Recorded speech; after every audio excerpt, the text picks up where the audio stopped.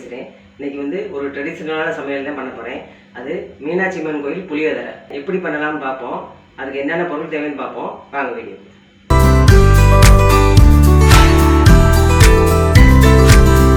மீனாட்சி அம்மன் கோயில் புளியோதரை பண்ணுறதுக்கு நான் புளி வந்து 200 கிராம் எடுத்து வச்சுருக்கேன். இந்த 200 கிராம் புளி வந்து அரைப்படி சாதத்துக்கு போடலாம். இது வந்து 1 ஸ்பூன் வெந்தயம், 1 ஸ்பூன் மிளகு, 1 ஸ்பூன் மஞ்சள் தூள், 2 ஸ்பூன் பெருங்காயம், 2 டேபிள் ஸ்பூன் கடலைப்பருப்பு, 2 டேபிள் ஸ்பூன் கருப்பு எள்ளு, அப்புறம் 2 டேபிள் ஸ்பூன் நிலக்கடலை பருப்பு, 2 டேபிள் ஸ்பூன் மல்லி. இது வந்து தேவைப்பட்டால் போடலாம். நான் ஒரு 10 முந்திரி எடுத்து வச்சுருக்கேன். அப்புறம் வறுத்து அரைக்கிறதுக்கு 12 மிளகா வத்தல், அப்புறம் தாளிக்கிறதுக்கு கருவேப்பிலை. ஃபஸ்ட்டு வறுத்த ஒரு பொடி நுணுக்கணும். அதுக்கு இந்த மல்லி, மிளகு, வெந்தயம், கடலைப்பருப்பு, எள்ளு இது 5ஐயும் ட்ரையாக வறுத்து பவுட்ரு பண்ணிக்கிறோம்.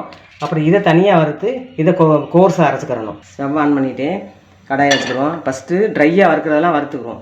இப்போ கடாய் காஞ்சிருச்சு. ஃபஸ்ட்டு மல்லியை வறுத்துக்கிறேன். இப்போ மல்லி நல்லா பொரிஞ்சிருச்சு. இதை எடுத்துக்கிறேன். இனி இந்த கடலைப்பருப்பை வறுத்துக்கிறோம். கடலைப்பருப்பு சிவந்துருச்சு. இதையும் எடுத்துக்குவோம். தனித்தனியாக வறுக்கணும். ஒன்று ஒவ்வொரு ஸ்டேஜில் வருவோம். அதனால் தனித்தனியாக தான் வறுக்கணும். இப்போ வெந்தயத்தை வறுத்துக்கிறோம். அது லேசாக சிவக்கும் போதே மிளகையும் போட்டுக்கிறேன். லைட்டாக சிவக்குது. இதுலேயே மிளகையும் சேர்த்துக்கிறேன். இது 2ஐயும் வறுத்துக்கிறோம். இது 2 சிவந்துருச்சு. இதையும் பார்த்துக்கிறோம். இனி எள்ளை வறுக்கணும். எள்ளை வறுத்துக்கிறோம். அது நல்லா வெடிக்கணும். ஒரு மணம் மறந்தடிக்கு வறுத்துக்கிறோம். வெடிச்சிருச்சு. நல்லா இதை இறக்கிடும். இந்த மிளகா வத்தலை மட்டும் லேசாக எண்ணெய் ஊற்றி ரோஸ்ட் பண்ணிக்கிறணும். இது லைட்டாக கலர் மாறந்தட்டிக்கும் வறுத்துக்கிறணும். இப்போ கலர் மாறிடுச்சு. இதை எடுத்துக்கிறேன். இந்த புளியை ஊற வச்சுருக்கேன். இதில் வந்து நிறைய தண்ணி ஊற்றி ரொம்ப நேரம் கொதிக்க வைக்க வேண்டியதில்லை. நம்ம அளவாக தண்ணி ஊற்றி ஒரு 3 நிமிஷம் கொதித்து வத்துற மாதிரி அந்தளவுக்கு தான் தண்ணி ஊற்றணும். ரொம்ப தண்ணி ஊற்றி டைம் வேஸ்ட் பண்ணாமல் கொஞ்சம் கெட்டியாகவே கரைச்சி வச்சுக்கணும். 3 நிமிஷத்தில் அது நல்லா பச்சை வாடை போயிடும். புளிக்கரைசலை கரைச்சி நல்லா திக்காக வடிகட்டி சுத்தமாக கல் மண் இல்லாமல் வடிகட்டி கொண்டாந்தாச்சு. இது இருக்கட்டும். இப்போ ஸ்டவ்வை ஆன் பண்ணி இந்த கடாயை வச்சுட்டேன். ஃபஸ்ட்டு நல்லெண்ணெய் ஊற்றி இந்த நிலக்கடலையும் முந்திரியை லேசாக வறுத்துக்கிறோம். ஒரு ஸ்பூன் ஊற்றி இப்போ முந்திரியை போட்டுக்கிறோம். அது லேசாக சிவக்கும் போதே இந்த நிலக்கடலையும் வறுத்து எடுத்துக்கிடுவோம் தனியாக.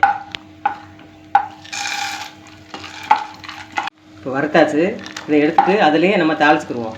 இப்போ புளியோதரைக்கு தாளித்து வைக்கிற போகிறோம். அதுக்கு வந்து சுத்தமான இதயம் நல்லெண்ணெய் எடுத்துக்கிறேன். சுத்தமான நல்லெண்ணெயில் தான் செய்யணும். ஒரு 150 கிராம் ஒரு நல்லெண்ணெய் ஊற்றிக்கிறேன். எண்ணெய் காஞ்சிருச்சு. இப்போ 1 ஸ்பூன் கடலுந்தம்பருப்பு போட்டுக்கிறோம். கடுகு உளுந்தம்பருப்பும் சேர்த்து போடுறேன். ஒரு 1/2 ஸ்பூனு கடலைப்பருப்பு போட்டுக்கிறேன். ஒரே ஒரு மிளகா வத்தல் மட்டும் ஃப்ளேவருக்காக போடுறேன். ஏற்கனவே நம்ம வறுத்து வச்சுருக்கோம். கருவேப்பிலை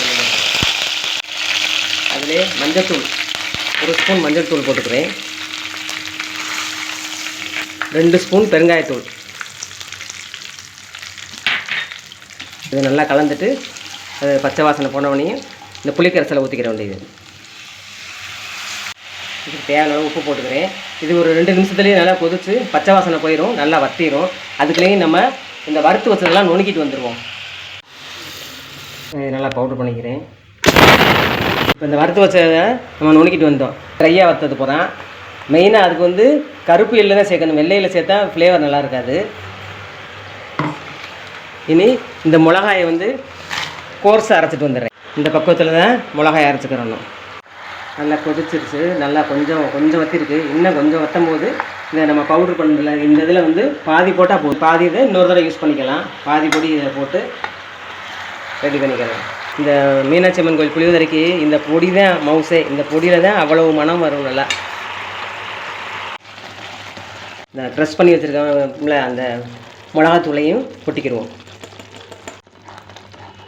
இப்போ இன்னும் ஒரு 50 எண்ணெய் ஊற்றணும். அது மேலே எண்ணெய் வந்து நல்லா மிதக்கணும். அப்போ தான் புளியோதரை நல்லா கெட்டு போகாமே இருக்கும். நல்லா டேஸ்ட்டாகவும் இருக்கும். இப்போ புளியோதரை ரெடி ஆயிடுச்சு. புளியோதரை தொக்கு இது வந்து நம்ம ரெடி பண்ணி வச்சுக்கிட்டோம்னா 10 15 நாள் வரைக்கும் கெட்டு போகாது. நம்ம சாதத்தில் தேவையான அளவுக்கு கலந்துக்கலாம்.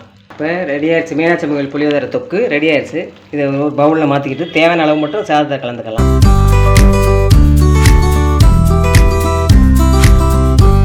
இப்போ இந்த புளியோதரைக்கு சாதத்தில் கலந்து காமிக்கிறேன்.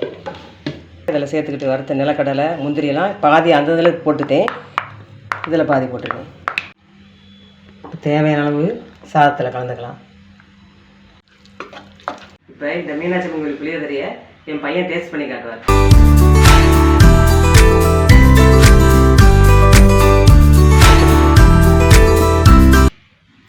சூப்பராக இருக்குமா. இந்த மீனாட்சி அம்மன் கோயில் பிரசாதம் மாதிரியே இருக்குது. அதே மாதிரி நீங்களும் செஞ்சு பார்த்துட்டு எங்கள் சேனலுக்கு சப்ஸ்கிரைப் பண்ணுங்கள். இந்த புளியோதரையை நீங்கள் இது மாதிரி செஞ்சு பாருங்கள். இப்போ நான் தயார் பண்ணது வந்து ஒரு அரைப்படி சாதத்துக்கு கரெக்டாக இருக்கும். நம்ம ஸ்டோர் பண்ணி வச்சுக்கிட்டு 10-15 நாள் கூட வச்சு இதை யூஸ் பண்ணிக்கலாம் கொஞ்சம் கொஞ்சமாக. இந்த மாதிரி செஞ்சு பாருங்கள். செஞ்சு பார்த்து எப்படி வந்துச்சுன்னு எங்களுக்கு கமெண்ட் பண்ணுங்கள். இந்த வீடியோ உங்களுக்கு பிடிச்சிருந்துச்சுன்னா லைக் பண்ணுங்கள், ஷேர் பண்ணுங்கள், சப்ஸ்கிரைப் பண்ணிக்கோங்க. அடுத்து இன்ட்ரெஸ்டிங்கான ரெசிபியோட அடுத்த வீடியோவில் பார்க்கலாம். நன்றி, வணக்கம்.